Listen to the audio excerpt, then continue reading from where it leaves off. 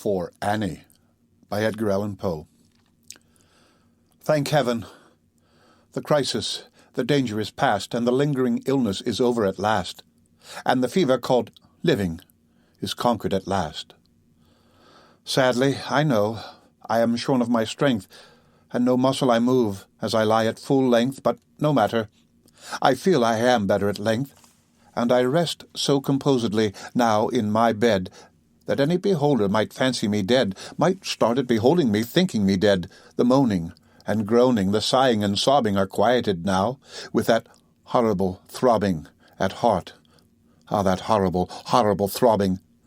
The sickness, the nausea, the pitiless pain have ceased with the fever that maddened my brain, with the fever called living that burned in my brain, and oh, of all tortures, that torture the worst has abated, the terrible torture of thirst, for the naphthaline river of passion accursed.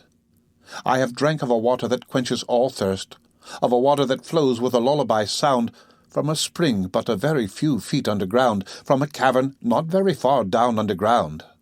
And ah, let it never be foolishly said that my room it is gloomy, and narrow my bed, for man never slept in a different bed. And to sleep, you must slumber in just such a bed.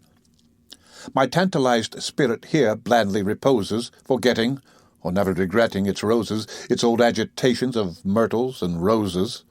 For now, while so quietly lying, it fancies a holier odor about it of pansies, a rosemary odor, commingled with pansies, with rue, and the beautiful Puritan pansies. And so it lies happily, bathing in many a dream of the truth and the beauty of Annie, drowned in a bath of the tresses of Annie. She tenderly kissed me, she fondly caressed, and then I fell gently to sleep on her breast, deeply to sleep from the heaven of her breast. When the light was extinguished, she covered me warm, and she prayed to the angels to keep me from harm, to the Queen of the angels to shield me from harm, and I lie so composedly now in my bed, knowing her love, that you fancy me dead.